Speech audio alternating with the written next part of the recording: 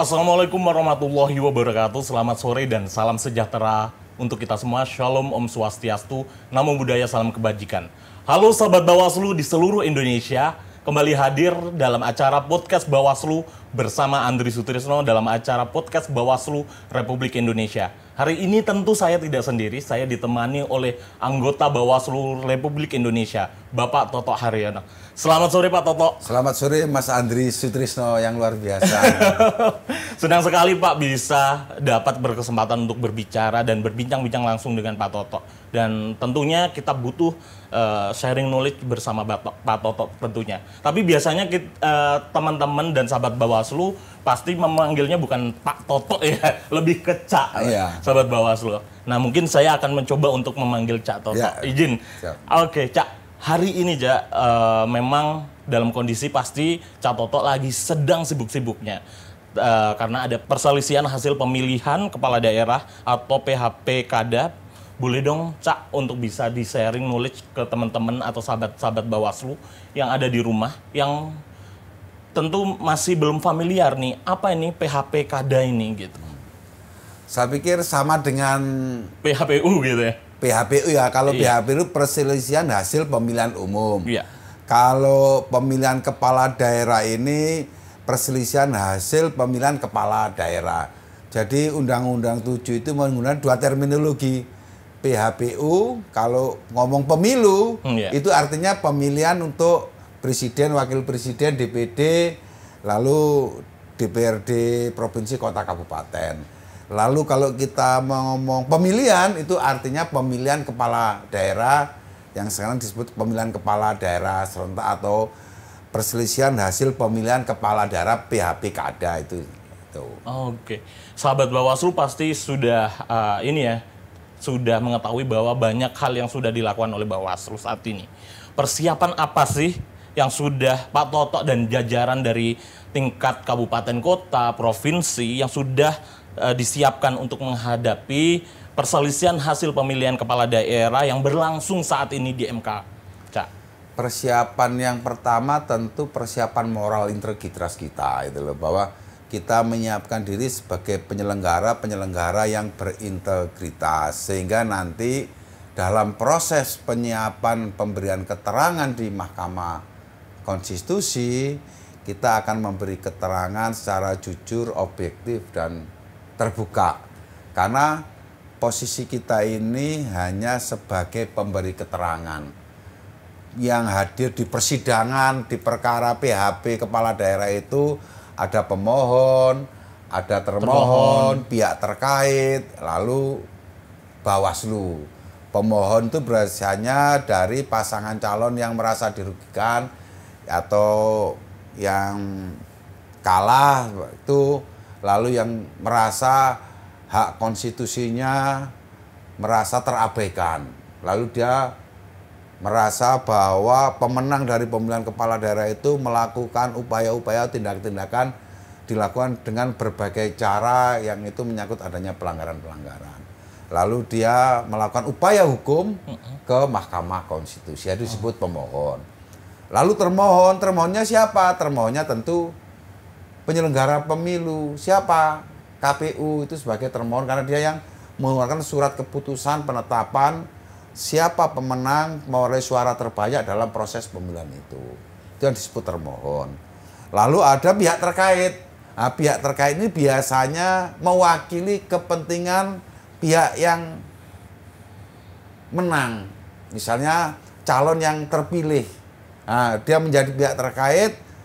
Karena apa? Karena nanti apapun putusan mahkamah nanti akan menyangkut kepentingannya, sehingga dia hadir sebagai pihak terkait. Nah, posisi Bawaslu tidak dalam kapasitas mendukung pemohon, mendukung termohon, memihak-pihak terkait, meringankan, tidak.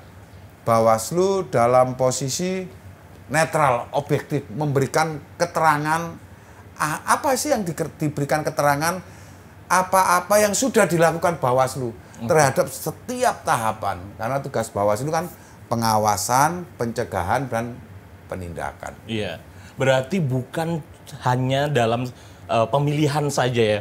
Maksudnya dalam periode waktu mencoblos saja ya, Cak ya. Tugas Bawaslu memang panjang, sahabat Bawaslu. Bukan ini terbantahkan oleh apa yang dikatakan oleh Cak Toto bahwa pemilihan kepala daerah bukan di hari hanya saja pekerjaannya Bawaslu, tapi ada tahapan-tahapan yang sedang berjalan yang ada di MK ya, Cak. Bawaslu punya tanggung jawab amanat undang pengawasan, pencegahan, penindakan sejak tahap awal sampai pasca hari H. Apa pemilunya? Biasanya hari H coblosan. Coblosan ya kan. Setelah coblosan ini Bawaslu masih punya tanggung jawab. Apa? Memberikan keterangan di Mahkamah Konstitusi jika ada perselisihan hasil. Jadi ini perselisihan hasil. Apa? Hasil yang dianggap diperoleh dengan cara yang tidak benar oleh para penggugatnya atau pemohonnya. Bawaslu hadir di sini untuk memberikan keterangan secara jujur, netral, tidak berpihak untuk dijadikan bahan oleh Mahkamah Konstitusi. Semakin jujur, semakin netral, semakin jelas, semakin detail keterangan Bawaslu, semakin memudahkan Mahkamah untuk memutuskan sengketa antara pemohon, termohon, dan pihak terkait berdasarkan pemberian keterangan Bawaslu. Siap. Apa sebenarnya tantangan terbesar yang dihadapi sebagai anggota Bawaslu RI dan jajaran di bawahnya dalam persiapan perselisihan pemilihan kepala daerah yang saat ini berlangsung di MK? Bawaslu itu setiap tantangan, setiap tahapan harus dianggap sebagai sebuah tantangan.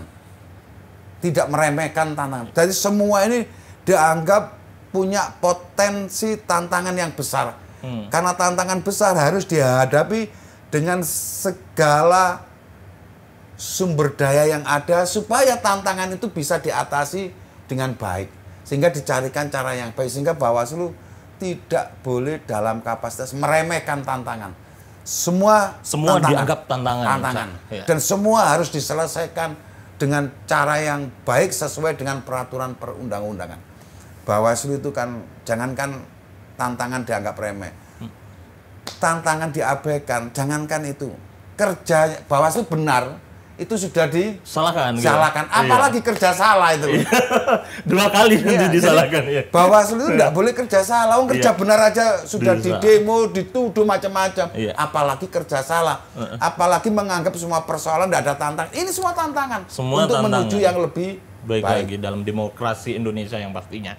Cak, kita flashback kembali bahwa melihat PHPU sebelumnya Bawaslu mendapatkan apresiasi dari MK. Tentunya itu adalah hasil kerja keras dari anggota Bawaslu RI dan jajaran ke bawahnya. Hal apa yang bisa dilakukan atau yang Bapak terapkan sebagai anggota Bawaslu RI pada saat periode PHPU itu sedang berlangsung? Kita Bung Karno bilang ada konsep bangsa Indonesia itu mempunyai warisan yang namanya gotong royong. Artinya gotong royong itu orang tidak boleh menonjol sendiri, bekerja sendiri. Tapi orang bisa melakukan sesuatu karena adanya kebersamaan. Karena kerja bareng. Teamwork. Teamwork ini ada karena ada persamaan. Ada kepercayaan. Ada keahlian. Ada skillnya. Tapi ada trustnya. Tapi ada futurisnya. Jadi ini lengkap. Gotong royong inilah menjadikan Bawaslu mendapat apresiasi dari MK, dari Mahkamah Konstitusi. Tentu apresiasi ini tidak menjadi sesuatu yang kita akhirnya bisa mendongakkan kepala. Oh justru ini menjadi beban yang harus kita pikul, kita jadikan ke depan menjadi lebih baik.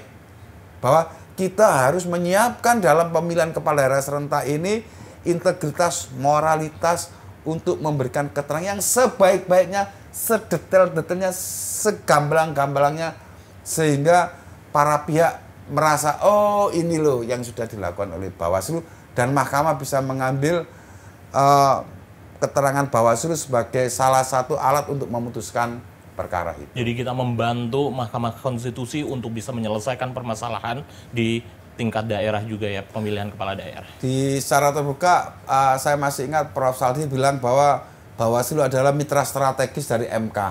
Karena MK kan tidak punya jejaring tangan sampai ke bawah. Betul. Nah, untuk melihat bagaimana sih persoalan sebenarnya pemilu itu yang di daerah-daerah. Di daerah-daerah itu ya, MK punya yang namanya pengawas pemilu. Ya pengawas pemilunya menjadi mata telinganya MK, mata dan telinga MK lalu disampaikan dalam sidang terbuka di Mahkamah Konstitusi saat ada pemilu. Nah, keterangan itu yang dijadikan salah satu dasar MK untuk melihat persoalan menjadi lebih jelas, lebih gamblang. Siap. Apakah ada strategi khusus dalam PHPKada ini, Cak? Melihat waktu PHPU dengan keberhasilannya dan mendapatkan apresiasi. Apakah ada strategi khusus gitu untuk menghadapi saat ini dengan tim dan serta jajaran dari bawah? Strategi khusus yang tidak ada strategi yang paling tepat kecuali strategi gotong royong itu.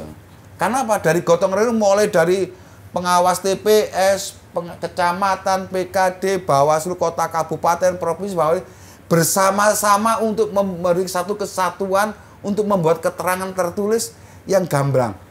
Sumbangsi apa dari pengawas TPS tentang peristiwa, melaporkan peristiwa saat terjadi pencoblosan di TPS, saat terjadi di desa, saat terjadi di kecamatan dalam bentuk laporan hasil pengawasan, lalu di kota kabupaten saat menerima laporan, saat memberikan kajian awal, lalu putusannya provinsi. Itu semua bentuk gotong royong kebersamaan untuk apa? Sama-sama memberikan bukti yang terbaik, keterangan yang terbaik, yang segamblang-gamblangnya, senetral-netralnya. Menurut Cak Toto sebenarnya apa sih penyebab utama munculnya sengketa hasil pemilihan yang terjadi di Indonesia ini? Tentu ada dugaan pelanggaran terjadi dalam tahapan pemilu. Entah tahapan itu melibatkan aparat, penguasa, atau orang yang tidak diperbolehkan terlibat dalam proses tahapan pemilu. Nah, dugaan-dugaan ini yang melahirkan sengketa yang berkonversi kepada perolehan suara. Karena itu sengketa hasil di mahkamah itu pasti ada konversi suara. Misalnya kan pelanggaran pemilu terhadap perolehan hasil. Lalu ada yang terstruktur, sistemik, dan masif yang melibatkan tadi aparat atau penyelenggara. Itu dibuktikan apakah keterlibatan itu, pelanggaran itu berimplikasi pada perolehan suara. Dan itu yang harus dibuktikan oleh para pemohon. Ketika publik, Cak, menyodorkan pertanyaan, berarti Bawaslu gimana nih kerjanya gitu ya? Ketika memang perselisihan kepala daerah ini ternyata banyak yang muncul gitu. Justru karena Bawaslu kerja itu dia bisa memberikan keterangan. Oke. Gitu. Apa kerja Bawaslu? Kerja Bawaslu dilaporkan ke DKPP. Oh, terhadap dugaan pelanggaran itu Bawaslu sudah menerima laporan ini. Bawaslu sudah melakukan temuan ini. Bawaslu sudah melakukan himbauan, rekomendasi. Itu nanti yang akan disampaikan kepada mahkamah. Nanti mahkamah yang akan menilai. Kalau Bawaslu salah, nanti ada DKPP. Silakan nanti pemohon, pihak-pihak yang terkait yang tidak puas dengan kerja Bawaslu, silakan dilaporkan ke DKPP. Kenapa laporan itu bisa diregistrasi, tidak diregistrasi, kenapa tidak ada himbauan dan macam-macam. Terhadap profesionalnya Bawaslu silakan dilaporkan ke DKPP. Bagaimana sih, Cak, sebenarnya Bawaslu ini memastikan bahwa semua bukti-bukti yang dibawa ke MK itu dikumpulkan dan disampaikan dengan transparan, Cak? Bukti-bukti itu sejak awal sudah kita siapkan, mulai dari tingkat desa, TPS, sampai kecamatan, terus berjenjang dikumpulkan di tingkat kota, kabupaten, di tingkat Bawaslu. Ini data ini dikolek karena itu sejak awal Bawaslu bekerja kan. Justru kerjanya itu ada datanya. Ada datanya. Apa? Laporan hasil pengawasan. Berapa hasil pengawasan? Bawaslu ngawasi, pengawasan dicatat dalam setiap peristiwa. Ya, ini yang dijadikan dasar untuk ke Mahkamah Konstitusi. Dalam bentuk apa? Laporan hasil pengawasan. Outputnya nanti bisa temuan. Gitu. Cak, pertanyaan selanjutnya, apa saja sih kategori pelanggaran yang paling sering terjadi dijadikan dasar pengajuan PHP KADA ini? Ada 8 klaster ya, tapi pokoknya ada 2. Yang satu yang berkaitan dengan selisih angka, perolehan suara. Yang kedua yang berkaitan dengan keterlibatan aparat, pelanggaran-pelanggaran yang bersifat terstruktur, sistemik, dan masif. Tentu itu berkaitan dengan politik uang, janji, anggaran, dan keterlibatan pejabat atau aparat. Cak, pertanyaan selanjutnya nih ya. Bagaimana pengaruh perselisihan pemilihan pilkada ini atas kepercayaan publik terhadap penyelenggaraan Bawaslu ini sebagai badan pengawas? Dengan penilaian mahkamah kemarin, bahwa keterangan Bawaslu dianggap membantu, itu menjadi apresiasi bahwa Bawaslu kerja itu loh. Apa buktinya? Dia bisa memberikan keterangan secara transparan terhadap perselisihan antara pemohon dan termohon, dan Bawaslu bisa memberikan pencerahan di situ. Dengan apa? Dengan kerja-kerja Bawaslu. Benar nggak ada pelanggaran? Kalau sudah ada pelanggaran, apa yang dilakukan Bawaslu? Nah, inilah kepercayaan masyarakat akan nampak bahwa Bawaslu, eksistensi Bawaslu dalam sidang Mahkamah Konstitusi. Terima kasih Cak atas sharing knowledge-nya yang luar biasa pada sore hari ini. Boleh Cak bisa untuk memberikan pesan khusus untuk jajaran yang saat ini sedang berjuang di MK agar proses PHP KADA ini berjalan dengan lancar dan mengawal demokrasi untuk kemajuan Indonesia, Cak. Bung Karno bilang ada pantare. Apa paling? Hidup ke depan selalu menjadi lebih terang benderang, lebih baik dan lebih baik dengan gotong royong. Lebih baik itu apa? Karena ada kerja gotong royong seluruh jajaran Bawaslu dan masyarakat. Cak, mungkin closing statement untuk podcast sore hari ini, Cak, mungkin. Saya kembali selalu menyitir Bung Karno, karena Bung Karno memang dahsyat apa yang dia bilang pantara. Pantara itu adalah kata sakti untuk ke depan, masa depan menjadi lebih baik, lebih terang benderang untuk kita semua. Karena apa? Karena gotong royong. Siap, Cak. Terima kasih banyak atas waktunya. Saya senang sekali. Dan sahabat-sahabat Bawaslu pasti sangat menunggu episode-episode selanjutnya bersama Cak Toto untuk mengupas secara tuntas bagaimana mengawal demokrasi saat ini. Oke, Cak. Kita boleh tagline dulu, Cak. Bersama rakyat awasi pemilu. Ya. Bersama rakyat awasi pemilu, bersama Bawaslu tegakkan keadilan pemilu. Terima kasih sahabat Bawaslu, sampai jumpa di episode selanjutnya.